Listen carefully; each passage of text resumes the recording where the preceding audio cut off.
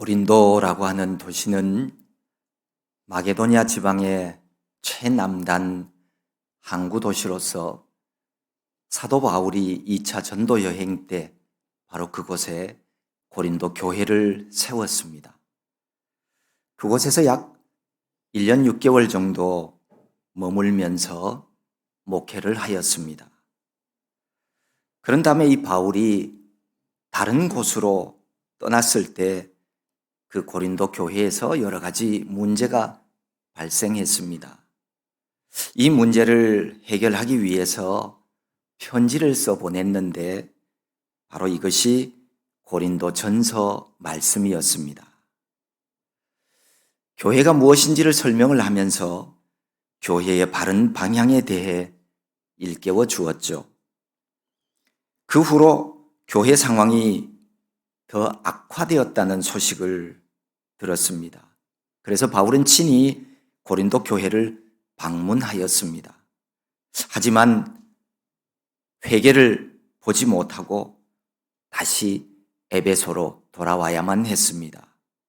바울은 참 애타는 심정으로 교회를 향하여 눈물의 기도, 눈물의 편지를 써 보냈습니다. 그랬는데 다행히 이 교회는 깊이 회개하였습니다. 그런데 이런 와중에도 오직 자기의 유익을 위해서 다른 복음을 퍼뜨리는 악한 자들의 획책이 있었습니다. 악한 자라고 하는 것은 거짓 선지자나 거짓 사도들을 이야기합니다. 이런 악인들에 의해서 일부 성도들이 바울의 사도권을 부정하는 참 어려운 상황이 발생했습니다. 악인들 중에는 바울이 예수님의 12제자가 아니었기 때문에 사도가 아니라고 하는 주장을 펼치는 이들도 있었습니다. 그래서 바울은 자신의 사도권을 확립하고자 다시 편지를 써 보냈는데 이것이 오늘 우리가 읽고 있는 두 번째 편지인 고린도 후서 말씀입니다. 자신의 사도권을 적극적으로 해명하는 가운데 신비 체험으로 인한 자랑과 자신의 고난과 수고를 언급하고 있는 내용이 있습니다. 오늘 말씀은 이렇게 시작합니다. 무익하나마 내가 부득불 자랑하노니 주의 환상과 계시를 말하리라. 사실 바울은 이 앞장에서 자랑이라고 하는 것, 이 자랑하는 것이 도움이 되지 못한다. 이거는 어리석기까지 한 일이다. 이렇게 말한 바가 있어요. 하지만 불가피하게 자랑하지 않으면 안 되겠다고 판단한 겁니다. 그렇게 하는 것만이 거짓 사도들에 의해서 잘못된 길로 인도되고 있는 고린도 교인들을 일깨울 수 있다고 생각하였기 때문입니다. 여기 환상이라고 하는 것은 초자연적이며 기적적으로 어떤 실체를 보는 것을 말합니다. 잠을 자는 상태는 아니고 깨어있는 상태에서의 어떤 경험을 말합니다. 계시라고 하는 말은 베일을 벗기다라고 하는 뜻을 가진 단어인데 덮여있는 어떤 것을 이렇게 벗겨서 알게 한다, 보여준다 그런 뜻입니다. 환상이 직접적으로 눈으로 보여진 현상이었다면 계시는 보이는 것뿐만 아니라 보이지 않는 것 등을 알게 하는 것을 의미를 합니다. 바울의 자랑은 적대자들의 자랑에 대한 대응책으로서의 자랑이었습니다. 이 바울의 적대자들은 자기들이야말로 참된 그리스도의 제자라고 자랑을 했습니다. 자칭 권위 있는 추천서를 가지고 다니면서 자기들의 사도의 참 자격을 이야기하기도 했습니다. 아마도 신비적인 체험을 했다고 자랑하기도 한 것 같습니다. 그러니까 바울이 지금 환상과 계시에 대해서 말하고 있는 것은 그의 적대자들 때문이었습니다. 적대자인 거짓 선지자들이 신비적인 경험에 대해 자랑한다면 그 경험이 자신들을 사도로 만들었다면 이 바울도 그런 것에 대해 얼마든지 말할 수 있다고 하는 의미로서 신비적인 경험에 대해서 이야기를 하고 있는 겁니다. 내가 그리스도 안에 있는 한 사람을 아노니 그는 14년 전에 셋째 하늘에 이끌려 간 자라. 바울은 오래전에 경험한 신비 체험을 말하면서 자기가 체험한 경험임에도 불구하고 여기 한 사람이라고 하는 간접적인 표현을 사용을 하고 있습니다. 이것은 바울의 경험이 자신의 능력이 아니라 오로지 그리스도 안에서 이루어졌음을 고백하는 그의 겸손함을 나타내는 것이라고 이해할 수 있습니다. 셋째 하늘에 끌려갔다고 했는데 사실 이 셋째 하늘이 어디인지는 잘 모르겠어요. 그러나 분명한 것은 하나님이 거하시는 장소였고 그 하나님이 거하시는 장소에 가게 되었고 거기에서 정말로 입으로 말로 할 수 없는 신비한 체험을 했다라고 이해하면 될 것 같습니다. 이끌려갔다고 하는 표현은 뭐죠?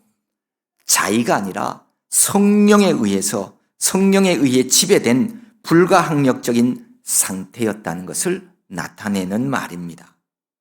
그가 몸 안에 있었는지 몸 밖에 있었는지 나는 모르거니와 하나님은 아시느니라.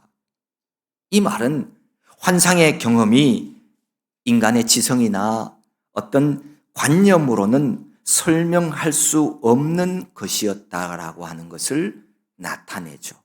하나님만 아시는 일이라고.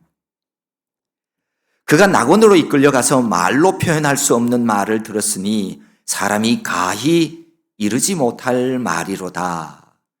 이 바울이 끌려갔던 이 낙원이라고 하는 말은 구약 성경에서는 아담과 하와가 거주했던 에덴 동산을 얘기하죠. 또는 하나님이 계신 곳을 가리키는 말입니다.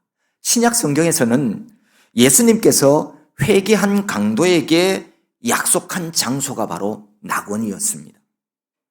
신약 성경의 마지막 책 요한계시록에 보면 세상에서 신앙으로 이기는 자가 얻을 영생의 장소가 바로 낙원이라고 묘사되어 있습니다. 그러니까 여기서 말하고 있는 이 낙원은 구원받은 사람들만이 갈 수 있는 장소라는 뜻입니다. 환상과 계시를 경험하는 일은 사람이 자기 의지적으로 할 수 있는 일은 아닙니다. 사람은 하나님께서 보여주는 것을 하나님이 보여주시면 그냥 수동적으로 경험할 뿐이죠. 그리고 이런 것들은 일상생활 속에서 우리가 흔히 볼 수 있는 일은 아닙니다. 그래서 그것을 인간의 언어로, 우리의 일상 언어로 설명한다는 것은 사실상 불가능한 일입니다. 그리고 바울이 들은 말은 사람들에게 알려서는 안 되는 어떤 신적 비밀이었기에 발설해서는 안 된다라고 하는 의미도 포함되어 있는 것 같습니다. 내가 이런 사람을 위하여 자랑하겠으나 나를 위하여는 악한 것들 외에 자랑하지 아니하리라. 이렇게 얘기합니다. 방언이나 여러 체험에 대해서 말할 때 교회의 유익을 가장 중요한 것으로 생각했던 사람이 바로 바울입니다. 그래서 여기서도 하나님과 바울 자신만의 일을 다른 사람에게 말하는 것이 교회의 유익을 위해 도움이 되지 않는다고 판단했던 것 같습니다. 그래서 자신의 환상과 계시를 3인칭 대명사를 사용을 해서 말하고 있습니다. 바울은 사람들이 자신을 어떤 특별한 존재로 오해하는 것을 방지하고 또 그런 자랑을 통하여서 자신의 영광을 얻으려 하지 않았음을 오늘 이 글에서도 볼 수 있습니다. 그는 이제 자기가 하고자 하는 말을 합니다. 그러니까 사실 진짜로 자랑하려고 하는 것이 뭐냐?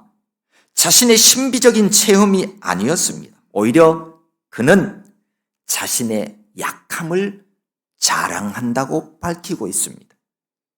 우리가 읽은 고린도후서 12장 말고 앞장인 고린도후서 11장 30절에 보면 이렇게 고백합니다.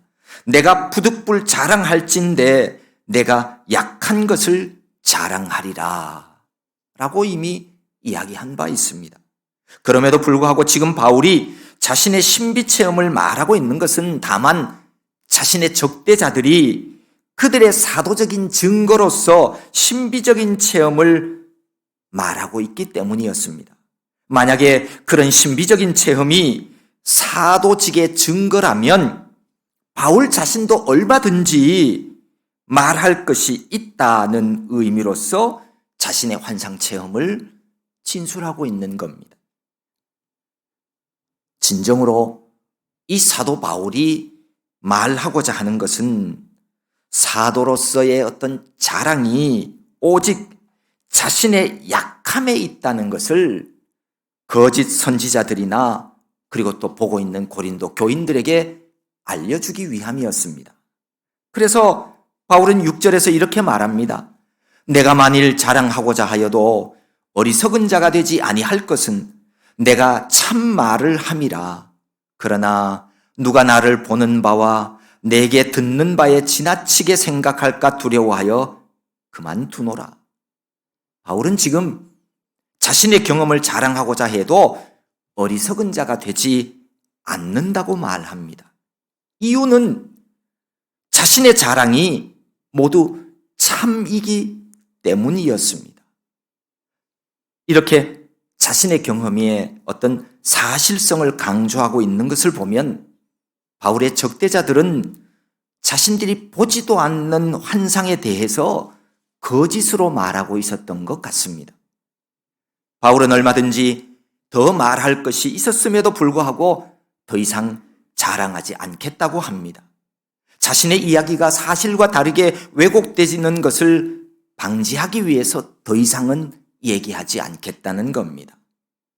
여기서도 교회의 유익을 최우선으로 생각하는 바울의 원칙을 볼 수 있습니다. 그는 자신의 말이 사실이라 하더라도 교회의 유익이 되지 않는다고 판단되면 말하지 않았습니다. 우리 모든 그리스도인들도 교회 공동체를 위하는 이런 바울의 원칙들을 본받을 필요가 있습니다. 내가 교회 안에서 어떤 것을 보고 어떤 것을 들었다 할지라도 그것이 교회에 덕이 되지 않는 일이라면 입을 다물 수 있는 용기, 이것이 필요합니다. 내가 필요하고 원하는 일이어도 교회에 도움이 되지 않는다면 중단할 수도 있어야 합니다. 오늘 우리 시대에도 이렇게 교회를 사랑하는 신앙인들이 필요합니다. 교회 공동체 생활은 어떻게 하면 나에게 유익이 될까 생각하면서 뭐 하나라도 손해보지 않으려고 하는 이런 태도는 바람직하지 않습니다. 챙겨가고 얻으려고 하는 마음보다는 공동체의 유익을 위해서 내가 무엇을 할 것인가를 생각할 줄 아는 성도, 그가 참 어른이고 성숙한 신앙인입니다. 안타깝지만 어느 공동체에나 다 어린 아이와 같은 사람들이 있기 마련입니다. 자기만 알고 자기의 유익에만 관심을 가집니다.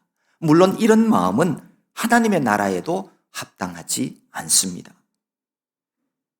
혹시나 이런 분들을 보시더라도 제발 마음에 시험 당하지 마십시오.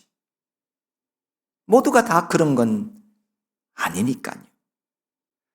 신앙의 성숙은 육체의 나이나 신앙생활 연수나 직분이 무엇이냐 하는 문제와 직결되지 않습니다. 믿음이 성장한 사람들이 어린 사람을 이해해 주어야 합니다. 그들을 위해 꼭 기도해 주십시오. 그들도 믿음의 초보를 벗어나서 정말 주님의 마음을 시원하게 해드릴 수 있는 참 신앙인들이 되도록 말입니다. 교회는 예수 그리스도의 몸입니다. 모든 지체가 협력해야 하고 서로의 유익을 위해 줄 알아야 합니다. 그럴 때 그리스도의 몸인 교회는 정말 건강하게 됩니다. 생명을 살리고 어두운 세상에서 빛을 비추는 구원의 방주가 될 수 있습니다. 교회의 유익과 덕을 먼저 생각하는 바울의 마음이야말로 예수 그리스도를 위하는 건강한 신앙 태도라고 말할 수 있습니다. 바울은 자신이 높아지는 것보다 예수 그리스도가 영광받기를 정말 원했던 사람입니다. 자신은 오직 부름받은 사도로서 사도적인 봉사와 사역을 통해서만 그 일에 있어서 주님께 칭찬받기를 바라고 있었습니다. 이러한 하나님의 종 바울에게 오늘 7절 말씀에 보면 하나님께서 세심한 배려가 함께하고 있는 것을 보여주고 있습니다. 여러 계시를 받은 것이 지극히 크므로 너무 자만하지 않게 하시려고 내 육체의 가시 곧 사탄의 사자를 주셨으니 이는 나를 쳐서 너무 자만하지 않게 하려 하심이라. 정말 엄청난 환상과 계시로 인해서 너무 자만하지 않도록 하기 위해서 하나님은 육체의 가시를 주셨습니다. 이 육체의 가시가 무엇인지는 자세하게 나와 있지는 않습니다. 아마 이것은 지속적으로 육체의 고통을 주는 바울의 질병이 아니었나 그렇게 여겨집니다. 아마 눈의 질병인 안질이었을 것이라고 많은 연구가들은 이야기합니다. 육체의 가시를 사탄의 사자라고 부르는 것을 보면 그 고통이 바울에게 얼마나 컸는지를 알 수 있습니다. 자기가 하는 사역에 많은 장애물이 되었고 바울에게 심한 고통을 가져다가 주었던 것 같습니다. 그래서 육체의 가시가 떠나가기를 위해서 3번 죽게 간구하였습니다. 이 3이라고 하는 숫자가 가져다 주는 의미는 그가 정말 그 고통스러운 질고를 벗고 싶어서 정말로 하나님께 진지하게 간절하게 하나님 앞에 기도했다는 뜻입니다. 여러분 중에 혹시 육체의 가시를 가진 분이 계십니까? 그러면 하나님께 기도하십시오. 간절히 기도하십시오. 기도 흉내만 내면 소용없습니다. 아이고 뭐 기도한다고 뭐가 되겠어. 이런 믿음 없는 생각이 아니라 믿는 마음으로 우주 만물의 주인 되시는 하나님의 마음을 움직이는 기도, 그런 기도를 해보십시오. 우리 생명의 주인 되시는 하나님께서 왜 우리의 기도를 들어주시지 않겠습니까? 왜 우리를 치유해 주시지 않겠습니까? 하나님은 우리를 사랑하셔서 독생자 예수 그리스도를 보내주신 분입니다. 우리 주님은 십자가 위에서 죄 하나도 없으신 분이지만 우리의 죄와 허물로 인해서 마지막 물 한 방울, 피 한 방울까지 다 흘려주셨습니다. 그분이 왜 우리의 기도를 외면하시겠습니까? 주님이 원하시면 능치 못할 일이 없음을 믿고 기도하십시오. 40일이든 100일 작전 기도이든 정말 마음과 정성으로 하나님의 도우심을 구해 보십시오. 우리가 믿는 하나님은 살아계신 하나님이십니다. 9절에서 이렇게 이야기합니다. 나에게 이르시기를 내 은혜가 내게 족하도다. 이는 내 능력이 약한 데서 온전하여 짐이라 하신지라. 그러므로 도리어 크게 기뻐함으로 나의 여러 약한 것들에 대하여 자랑하리니 이는 그리스도의 능력이 내게 머물게 하려 함이라. 내 은혜가 내게 족하도다. 여러분, 은혜가 뭡니까? 적어도 바울에게 있어서 1차적인 하나님의 은혜는 하나님이 주신 사도로서 그의 활동하는 모든 것을 가리키는 것이라 볼 수 있습니다. 일반적으로 하나님의 은혜라고 얘기하면 예수 그리스도를 통해서 하나님의 울타리 안에 머무는 것, 그것을 은혜라고 말할 수 있습니다. 이렇게 볼 때 인간의 고통, 인간의 고난이 없어지는 것만이 꼭 은혜를 뜻하는 것은 분명히 아닙니다. 사람이 짊어지고 있는 어떤 아픔 때문에 그가 교만해지지 않고 늘 주님을 의지하게 될 수도 있습니다. 또 주님께서 은혜로 그가 실족하지 않도록 지켜주신다면 그것이 그 사람에게 더 영광스러운 일이 될 수도 있습니다. 내 은혜가 내게 족하다 말씀하시면서 내 능력이 약한 데서 온전하여 짐이라 하십니다. 주님께서 바울의 간구를 거절하신 이유는 참 역설적입니다. 바울에게 인간적인 약점이 없었다면 그의 사역이 그 자신의 능력으로 잘못 이해되어 스스로 높아질 수 있었습니다. 다른 사람들이 바울을 신처럼 또 받들었을 수도 있었습니다. 충분히 그럴 수 있었습니다. 그러나 그가 약점을 가지고 있었기에 자신에게서 나타나는 능력이 오직 하나님에게서 비롯됨을 자각하게 되어서 그는 스스로 겸손할 수 있었습니다. 누구든지 겸손의 자리에 머물 때 겸손한 자에게 주시는 하나님의 은혜가 임하게 되는 겁니다. 이것이 하나님 은혜의 원리입니다. 그래서 바울은 자신이 원했던 응답은 아니었지만 주님 말씀으로 인해서 크게 기뻐하였습니다. 그리고 여러 약한 것들에 대해서 자랑할 수 있었습니다.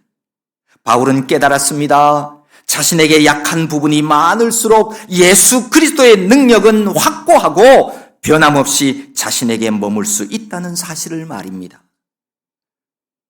내가 주 예수 그리스도 안에 있는 것이 중요한 것이지 내게 있는 약한 것 때문에 두려워하지 마십시오. 오히려 바울처럼 약한 것들을 주 안에서 자랑할 수 있는 믿음의 용사들이 되어야 하겠습니다. 내가 강하지 않아서 실패한 것이 아닙니다. 하나님의 은혜에서 벗어났기 때문입니다. 많은 사람들이 아는 세계적인 지휘자 토스카니니가 있습니다. 그는 원래 지휘자가 아니라 첼로 연주자였다고 그러지요. 그는 18살에 교향악단 단원이 되었습니다. 그런데 시력이 나빠서 연주할 때마다 그 악보가 제대로 보이지 않는 거예요. 그래서 그는 늘 악보를 외웠다고 합니다. 오케스트라 특성상 조화로운 연주를 위해서 다른 파트의 악보까지도 다 외웠대요. 이 악기 저 악기 들어가고 나가고 자기 들어갈 때 그 알려면 그 악보를 다 알아야 된다는 거예요. 그러던 어느 날 하루는 연주를 앞두고 지휘자가 갑자기 나타나지 않았어요. 부득이 단원들 가운데 한 사람이 지휘를 할 수밖에 없는 상황이 되었어요. 단원들은 의논합니다. 의논 끝에 악보를 모두 외우고 있는 토스카니니에게 지휘를 맡겼어요. 놀랍게도 토스카니니는 어렵지 않게 그 곡 지휘를 잘 소화하고 해냈다고 합니다. 이 일이 바로 토스카니니가 세계적인 지휘자로 발걸음을 내딛는 계기가 되었습니다. 만약에 잘 볼 수 없는 근시라고 하는 육체의 가시가 없었다면 그에게 일어나지 않았던 일입니다. 이후에 토스카니니는 이렇게 간증했습니다. 어려울 때 힘이 되신 하나님께 감사합니다. 좋은 환경이 아니라고 불평하지 마십시오. 좋은 환경만이 좋은 결과를 가져오는 것은 아닙니다. 눈물이 나도 감사하십시오. 눈물 있는 눈으로 하나님을 바라볼 때 더 분명하게 하나님이 보이기 때문입니다. 하나님 앞에서는 약함이 곧 강함이 될 수 있습니다. 오늘 말씀을 정리하면 바울이 자신의 신비 체험을 언급한 것은 단순한 인간적인 자랑이 아니었습니다. 하나님을 대적하는 사람들 앞에서 자신이 가진 사도권의 정통성을 입증하는 차원의 자랑이었습니다. 하나님의 부르심과 자신이 받은 분명한 사명으로서 사도권이 있다고 하는 것을 밝히기 위함이었습니다. 또한 하나님의 능력과 계시의 위대성을 드러냄으로써 고린도 교인들을 영적으로 각성시키기 위한 목적도 있었습니다. 하지만 진짜 자랑은 이런 것들이 아니었습니다. 바울이 진정 자랑하고자 한 것은 그의 약함이었습니다. 내가 약할 때 하나님의 은혜가 나에게 머문다는 사실을 알았습니다. 은혜는 물과 같아서 마음이 낮은 사람, 마음이 가난한 사람에게 낮고 낮은 곳으로 흘러가는 겁니다. 가진 재물이 많은 사람은 재물을 의지하느라고 하나님을 의지하지 않습니다. 주먹이 강한 사람은 내 주먹을 믿지 그러면서 하나님 믿지 않습니다. 머리가 조금 좋다고 여겨지면 자기 머리 믿느라고 하나님은 바라보지도 않습니다. 같은 이치입니다.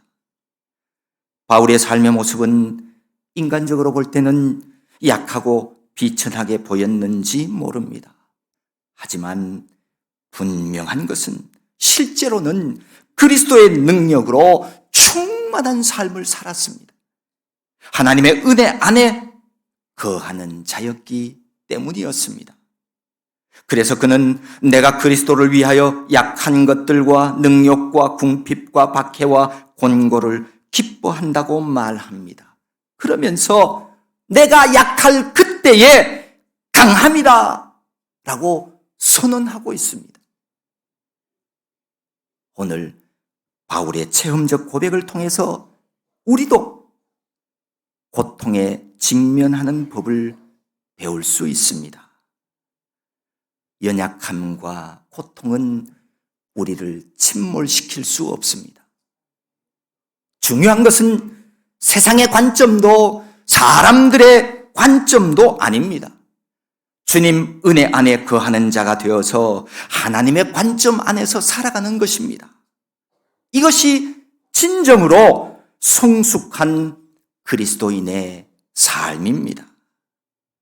여기 우리 모두는 내 능력이 약한 데서 온전하여진다는 이 사실을 확신하면서 오직 하나님 은혜 안에서 감사와 기쁨의 삶을 살아가는 천국의 백성들 다 될 수 있기를 소망합니다.